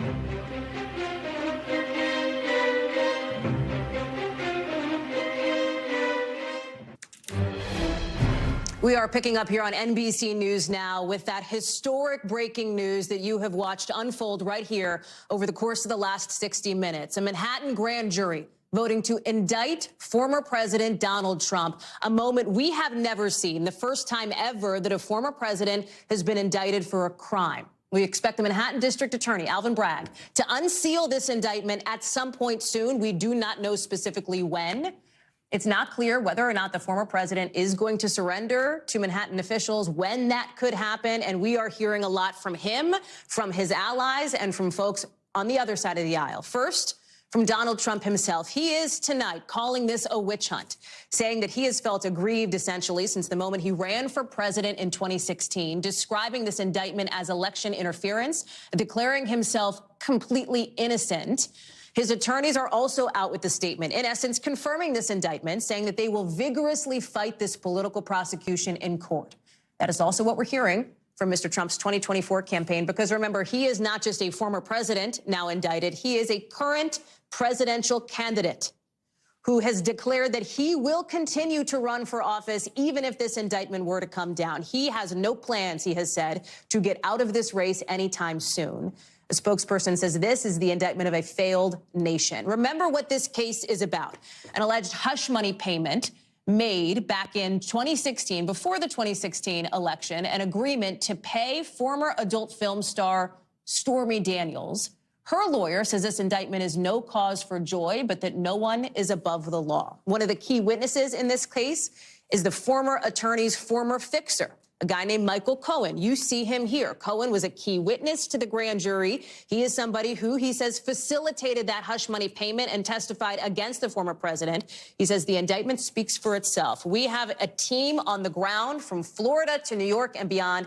And I want to start with Dasha Burns, who is outside the former president's home in West Palm Beach, Florida. Dasha, the question now, right, is what happens from here? Because you are seeing the former president, his allies, his family, his attorneys coming around him, rallying around him, and saying this is a politically motivated prosecution. Of course, we don't know specifically what this indictment says, Dasha, because it has not been unsealed yet. We presume that it is related to that specific hush money charge. Tell us what the expectation is from the former president, as he is presumably at his home in Mar-a-Lago, one would think, working the phones with attorneys, allies, and others. Yeah, we believe these statements that are coming out, they are being written from a war room somewhere in Mar-a-Lago right now. We haven't seen any movement there just yet, Hallie. But you're right. We don't yet know what the charges are exactly. We don't know when we will see Mr. Trump in a courtroom. But we did sort of expect this kind of response, right? This is the drumbeat that he has been beating leading up to this expected indictment. We have been waiting for this moment, although now that it is here, it is historic, like you said, Hallie, not only because this is the first time a former president has been indicted, but because he is currently a candidate, right? A third-time candidate for president. And we can't forget that, because this next election is so important as a backdrop. And because, look, we're seeing in these statements right now, both from him, from his attorneys, and from his allies, this trend that began really in 2015 of this chipping away at trust in the institutions, the continued pattern of claiming that all of these institutions, whether it's the FBI, whether it's the Department of Justice, whether it's the legal system, being politicized, being weaponized, and used against former President Donald Trump. And that is going to be his line if the trend continues, if what we're seeing, if the pattern keeps going the way it is, that's what we're going to see all the way to November 2024. Because also, as you said, I don't think we're going to see him dropping out of this race anytime soon. And Hallie, I did check in with some voters over the course of this week as we were anticipating a possible indictment. And I asked, does that possibility make you more or less supportive of him? I asked some Republican voters this, and most of them said either, you know what, I could care less about this, or, you know what, it actually makes me more supportive, because I feel like people have been coming after this guy, and I want to defend him, because this is ridiculous. And look, this is what he even said in his interview on Sean Hannity. He said, I think this could actually help me. So politically, this might not be such a bad thing for the former president, Hallie. Dasha Burns, that, of course, is what his team is suggesting. That is what they've been suggesting now for weeks. I want to bring in our NBC News Justice and Intelligence correspondent, Ken Delaney. And so, Ken, Dasha has laid out politically where things stand. Talk about where things go legally and, frankly, from a security perspective here, because up in New York, they're going to presumably begin preparing for security reasons. We know that the Secret Service has started those conversations. We also know that whenever Alvin Bragg, the Manhattan District Attorney, unseals this indictment, it is going to be significant. It's possible we could see other charges. That's right, Hallie. And our colleague Jonathan Dienst of WNBC has already reported that the NYPD and other agencies have already started to get ready for any potential security disruption that stems from this indictment. But let me walk you through what we believe this legal case is all about. At its core, it's about what Donald Trump's own lawyers have acknowledged were hush money payments to this former porn star, Stormy Daniels, who was claiming that she had an affair with Trump. That's a claim Donald Trump denies. And hush money payments are not themselves a crime. But the issue here is that Michael Cohen, the lawyer who paid them, billed the Trump organization for compensation for those payments as legal fees. So what we believe the expected charge here, at least one of the expected charges, is a charge of falsifying business records. Now, that's a misdemeanor under New York law unless it's combined with another crime. And that's where this gets really sticky. It's long been thought by legal experts that the other crime that Bragg might allege here is the federal crime of an illegal campaign contribution, alleging that this was designed to cover this embarrassing matter up right on the eve when Donald Trump was beginning his 2016 presidential campaign.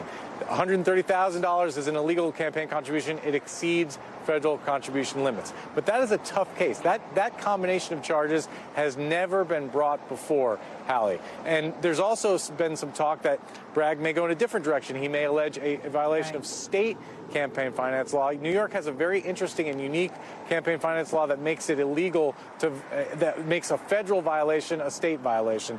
The bottom line here, though, is that it's important to know that the federal government, the Southern District of New York, the prosecutors in that office, took a look at this case when Trump was president. Obviously, they couldn't indict him then.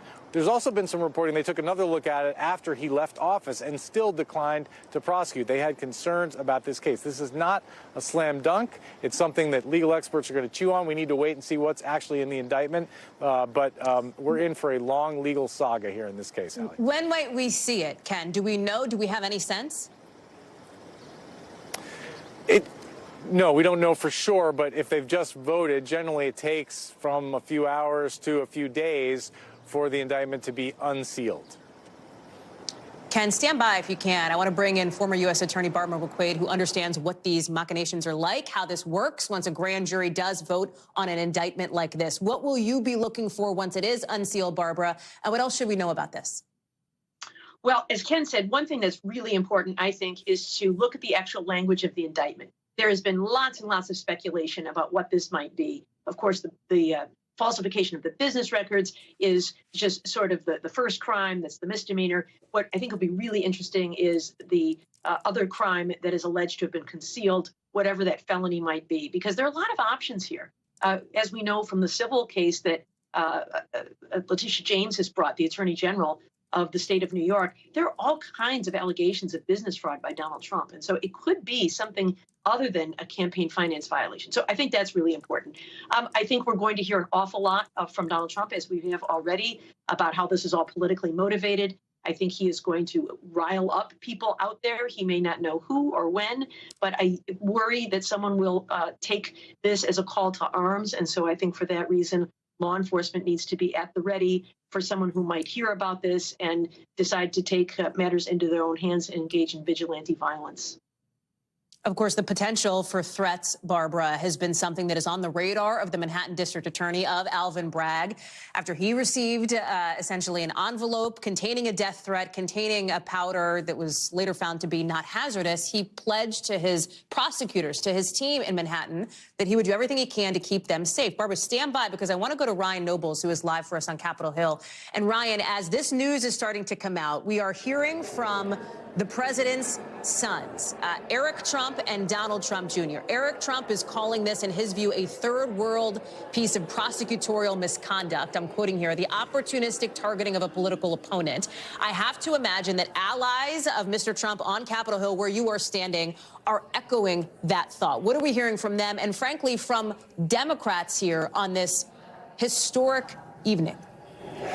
Yeah, it's really remarkable, Hallie, because this indictment, basically, at least the news of this indictment leaked out within minutes, I want to say, of most members of Congress leaving Washington for an extended recess. They're going to be out of town now for the next 2 weeks. But within minutes of that indictment news coming out, a flurry of statements via Twitter, via our inboxes, came flooding in from both Republicans and Democrats responding to the news of the former president now facing this legal trouble.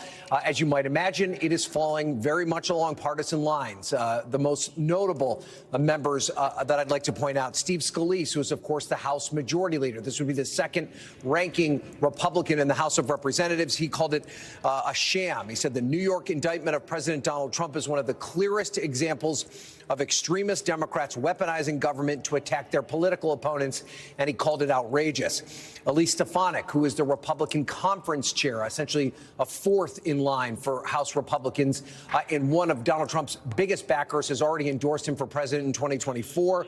She also calls it a sham. And says that it's an unprecedented example of election interference. On the Democratic side, we've seen a remarkably different tone. There are some Democrats that have just, tweeted out the news with an exclamation point. Representative Ilhan Omar, for instance, of Minnesota, who's a big critic of Donald Trump's. But we've also seen other Democrats simply say that this is the rule of law in action, and that specifically no one is above the law. So this is about what we expected would happen. They've been forecasting this for several weeks. Many Republicans, particularly House Republicans, have been very critical critical of the district attorney's actions. In fact, they've gotten to the point where their various committees, the House Oversight and Judiciary Committee, the House Administration Committee, sending letters to DA Alvin Bragg demanding information about his investigation, calling for him to come here to Washington for a transcribed interview. So there's no doubt, Hallie, that Republicans in Congress are going to have Donald Trump's back. But as this process plays out, we're going to have to see how far that support they are willing to take. Ryan, thanks. Stand by. Let me bring in NBC News legal analyst Danny Cevallos. Danny, the key point here is that while we know that there is an indictment now, that this Manhattan grand jury has voted to indict former President Trump, again, something we have never seen happen before, we don't know specifically what that indictment says. Do you expect it to be a felony charge? Yes, for a couple different reasons. Number one, in addition to the Stormy Daniels payments, there are potential charges that we haven't talked much about that Donald Trump allegedly inflated his value for securing loans or bragging rights and deflated his value in statements of financial conditions in order to avoid taxes. That could be problematic. There are defenses, potential defenses, but we may see those in the indictment as well. And if we're talking about the dollar amounts of millions of dollars, that would bump it up almost automatically to a felony. The second reason is if the only charges are related to the Stormy Daniels hush payments, yes, it's true that the default falsification of business records in New York is a felony. It would be a really bad idea to indict Donald Trump on a misdemeanor only. So it's likely that Alvin Bragg, to make this meaningful, would indict only because he believes there is a felony, and that felony exists under falsification law if the falsification is done in order to conceal or further some other crime. Now, whether or not the DA's office can actually use a federal election law violation as that predicate crime remains to be seen. There's some authority that says it could and some authority that says that may not be the case. But if that is the predicate crime, look for the defense to fight that hard and early and try to get it tossed. How? Well, I'll give you an example. One argument would be that because New York State is a state prosecutor, state prosecution, it doesn't have the jurisdiction to prosecute federal crimes. It's not prosecuting a federal election law violation, but it kind of is if it's using that federal election law violation to bump up a New York State misdemeanor to a felony. There's no clear answer on this, and there is authority saying that they can do it, but it's just not crystal clear. And anything that's not crystal clear, to me as a criminal defense attorney, that's something you got to fight. You got to put in a motion, try to throw it out. Judges hate throwing out criminal charges. You don't want to be the judge that throws out, that denies New York State, the DA's office, their day in court. You'd rather, it's the safer move to just let everything go to trial. But it is a possibility that this could get thrown out if it's a felony and if it's based on federal election law. Danny, stand by. I want to bring in senior White House correspondent Kelly O'Donnell. And Kelly, I have to imagine that the White House, President Biden, doesn't feel like they need to say a lot here at this moment. No comment, right? And I wonder if we expect it to stay that way. Well, certainly for the time being, the White House, when we spoke to advisors and we went back into some of the areas where advisors were taking in this news as we were all learning it together, there is a posture that there is nothing to be gained for the Biden White House to weigh in on this. And we've seen that for some period of time where they've referred any questions relating to any of the Trump legal matters to the Department of Justice or to outside counsel. And today they also directed us to the Democratic National Committee. And the DNC did issue a statement talking about the concerns of the political party that, of course, Joe Biden, as president of the United States, is the head of, and is we would expect him to be a candidate for re-election. And, of course, Donald Trump in this context is also a candidate in 2024. So you've got not only a president and a former president, but you have possibly a rematch of these two individuals, depending on what happens through the primary process and so on. So this is one of those situations where, again, outside events are controlling a narrative that the Biden White House is having to be sort of a bystander here. They have their own issues, their own serious concerns that are taking place and taking the oxygen for the president. He is expected to travel tomorrow to Mississippi to deal with what people have been going through there with the terrible storms, also dealing with the news we saw today with a Wall Street Journal reporter reporter in Russia who has been taken into custody and accused of espionage crimes. The Wall Street Journal, of course, saying he is a journalist accredited in Russia and that is completely untrue. And that's just two things going on in this moment. So politically, this is certainly something that presents challenges for this White House, which wants to project an image that it is not politicizing the Department of Justice, in part, in contrast to Donald Trump when he was in office, because they believe that he was very much trying to use the arms of government as extensions of what Donald Trump needed for his own aims. That's how they view it, and they're trying to separate very much themselves. Now, politically, we know that there are those on the left who view this as no one is above the law, and if there are charges against the president that will be revealed through this indictment, that is one way of interpreting this. And then those who support the former president who see this as a way to further politicize our politics and to inject politics where they shouldn't be.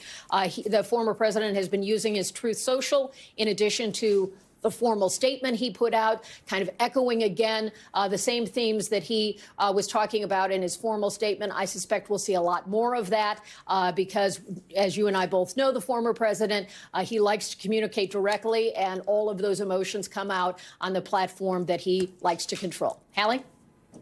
Kelly O'Donnell. Kelly, thank you so much. Live for us there outside the White House. I want to bring back in Ken Delaney in here. Ken, we are just hearing on camera now, or at least the audio of the former president's son, Donald Trump Jr. I want to play a bit of that for the audience here. Apparently, Soros-backed Manhattan District Attorney Alvin Bragg is actually indicting my father. So let's be clear, folks. This is like communist level shit. This is stuff that would make Mao, Stalin, Pol Pot, it would make them blush. Okay, so that is the former president's son, Donald Trump Jr., on this Rumble show that he has, apparently finding out right as he was coming on that his father had been indicted by this Manhattan grand jury. The person at the center of that indictment, Ken, presumably one of the key witnesses, is Michael Cohen. We talked about him a couple of minutes ago when we were coming on the air here with this breaking news. He is the former fixer, the former attorney for Donald Trump, who was involved in making that alleged hush money payment, then testified against the former president. The former president's defense team will try to call into question Michael Cohen's credibility. But Cohen tonight, we are just hearing from him late tonight. He is basically saying, I stand by everything that I said to that grand jury.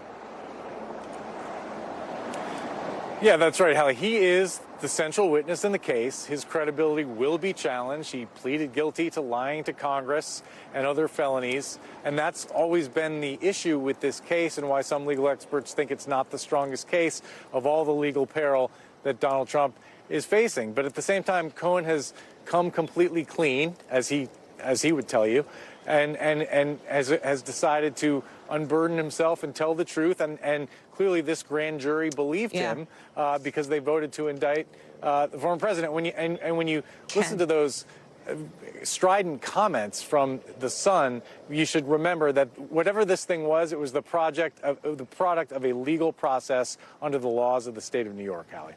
Ken, I'm sorry to interrupt you there, but we have a significant piece of breaking news coming into us now from our team who is covering all of this because it answers a key question that we had. Is Donald Trump going to surrender? Will he turn himself in Manhattan? It appears tonight that the answer to that is yes, and that it is going to happen early next week, according to his attorney, Joe Tacopina, speaking with one of our colleagues here at NBC News, that he will surrender to the Manhattan District Attorney's Office early next week. That is backed up by what we're hearing from a couple of other sources who say that his attorneys are already in touch with prosecutors. Let me bring in one of our NBC News correspondents, Garrett Hague, who covers all things Donald Trump for us here. And Garrett, this is the answer to a key question that we have had now ever since we learned that the grand jury has voted to indict. Yeah, Hallie, the question goes back much further than that. And in fact, we know these conversations go back much further than that.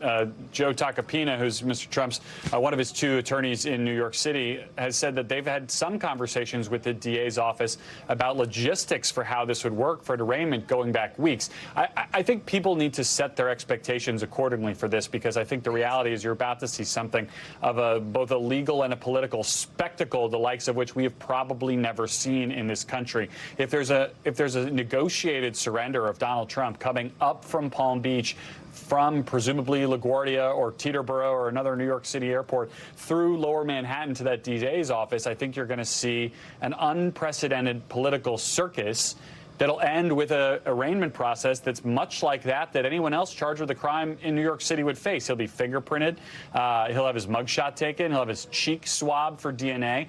We won't see any of that, but he'll go through all of it, accompanied by his Secret Service detail. And then he'll appear before a judge for an arraignment. Again, that part, just like anyone else you might see in, charged with any particular crime on the island of Manhattan. So this is going to be a fairly extraordinary moment legally and politically, because the former president's been priming his supporters for this moment for weeks. I mean, from the moment that he first predicted his arrest almost 2 weeks ago now, he has tried to make this moment a key moment, not just for him personally and legally, but for his political campaign. He's sent out dozens, if not hundreds by this point, of fundraising emails from his campaign. I'm holding the latest one right now, urging his supporters to help donate to fight the witch hunt and make America great again. So the idea that Donald Trump is being persecuted, not just prosecuted, but persecuted, is central to his political brand and the appeal that he has to his supporters, never more so than now, and I suspect never more so on such a big stage than what we're going to see if and when that arraignment happens, as his attorneys suggest it will, early next week. Garrett Hague. Garrett, stand by for us here. I want to bring in somebody who knows a thing or two about, well, I don't know about this, Chuck, but at least about some of the political dynamics here. Our political director, Chuck Todd. Significant news that we're getting even in just the last 3 minutes here, that Donald Trump is not going to try to resist this, at least not, from the in-person perspective of it. He will fight. He will fight to defend himself, but he's going to go. He's going to turn himself in. We're now learning. No, it's what Garrett said. I mean, they made a decision, as we know. The idea that he's looking forward to this is overstating things. He doesn't want to be handcuffed. He doesn't want all those things. Remember, this is a guy, can I just say, from having covered him, he cares about his legacy. That's right. He does. He is, in some ways, right. He always wants to be still portrayed well in the New York Times and well on NBC News, right? He cares about these things. So he's not happy about this. However, they do believe politically that if they're going to deal with the first indictment, this was the one to deal with, Manhattan, because they thought that they can essentially do what they're doing right now, make this the focal point, create this idea that the entire party's behind him and defending him. And he's gotten certainly some of the bigger names of the party to all sort of support him on this one, right? Not on the other ones, but on this one. And I think they can successfully defang the other two. That doesn't mean they won't legally be problematic for him, but politically be able to do it. And it's a strategy that was similar to the Steele dossier. You know, the Mueller report and the Russia probe was a very serious probe that found a lot of wrongdoing by his campaign and by him. But because they were able to discredit the Steele dossier, which was an irresponsibly posted piece of a decision by a couple of journalistic outlets, by discrediting that, he was able to conflate it with everything else, and it did have an impact. So this is, this in some way, this is not like, I'm not saying that they were looking forward to this indictment, but this is the lemonade for their campaign that they think they can make here, and I think they're right. If there was going to be one of them to drop, they would have preferred this is the order. First. That's right. This is what they would have wanted, and they're getting it. You mentioned something important. You talked about the biggest names in the party now. Ryan Nobles on Capitol Hill, I believe, has some new reaction in from the biggest name in the House of Representatives on the Republican side, and that's Speaker Kevin McCarthy. What's he saying? Yeah, that's right, Hallie. And it is a full-throated endorsement of support for Donald Trump and an attack on the Manhattan District Attorney Alvin Bragg. This is directly from Kevin McCarthy. Alvin Bragg has irreparably damaged our country in an attempt to interfere in our presidential election. McCarthy goes on to say, as he routinely frees violent criminals to terrorize the public, he weaponized our sacred system of justice against President Donald Trump. The American people will not tolerate this injustice. And the House of Representatives, and this is the important part of this statement, Hallie, will hold Alvin Bragg and his unprecedented abuse of power to account. And so at the same time that Kevin McCarthy is talking about an unprecedented effort by the Manhattan District Attorney, he's also describing an unprecedented effort by the House of Representatives to interfere in the investigation and prosecution of a local a district attorney, in this case, the Manhattan District Attorney. So this more than anything shows you that McCarthy and the House Republicans are solidly on the side of the former president, and that they're going to use all the tools that they have at their disposal, especially because they are in the majority. That allows them to do things like subpoena documents, call for witness testimony, control the use of the committees in the House of Representatives in a way they wouldn't have been able to do had they lost the election last fall. So this is Kevin McCarthy endorsing all of those different factions and different ways that House Republicans can support Donald Trump. Hallie. Chuck? That's good news for Donald Trump and bad news for the Republican Party. Kevin McCarthy tying the entire House Republican messaging now to this. If he's vowing to do this, and we know the committee chairs that would be investigating Alvin Bragg, they're enthusiastic about going after Alvin Bragg. It's part of their larger issue. They want to go after some of these prosecutors. But this puts, you want to talk about a Republican Party that still doesn't have a message. You don't know what they're for. You know what they're against. If they allow their Washington agenda to be hijacked by Trump and all of this, I think they're, if you're an individual member Republican running for re-election or election in 24, that's not something you want to have. You'd like to show that you did something to improve people's lives. You don't want your congressional majority to be so focused on Donald. That is especially when you look at every time Donald Trump is an issue in a congressional race, it's usually not good for the Republican Party. So look, I understand why House Republicans politically feel the need to stick by Trump. But if they do make it part of their agenda, it is a recipe to lose a general election. I want to get in Garrett Hague here for the last 30 seconds or so that we have, Garrett, on where this goes next. Well, look, I mean, this spectacle that we're going to see next week is going to be so stunning. And I think to Chuck's point, the ship has already sailed. Kevin McCarthy put the entire House Republican majority in Donald Trump's corner a week and a half ago when Trump said he would be arrested last week. You know what the House Republicans did today? They passed H.R. 1, numbered that way because they think it's the most important thing they're going to pass in this Congress. It will be forgotten the moment I finish this sentence because this is now going to be the biggest political story in this country, and they've tied themselves to it going forward. And I have to say, we've just heard from Florida Republican Governor Ron DeSantis, considered to be basically the chief potential rival to Donald Trump for the 2024 nomination. He's saying that his office will not assist in an extradition request, given the questionable circumstances here. Of course, that seems to me be a moot point, since the former president's attorney is confirming that Donald Trump will turn himself in. So here we are, 7 o'clock Eastern, 4 o'clock out west. The indictment of a former president, Donald Trump. We expect him to surrender in Manhattan early next week. We'll have continuing coverage right here on NBC News Now. Top story, we'll pick it up right now. Thanks for watching our YouTube channel. Follow today's top stories and breaking news by downloading the NBC News app.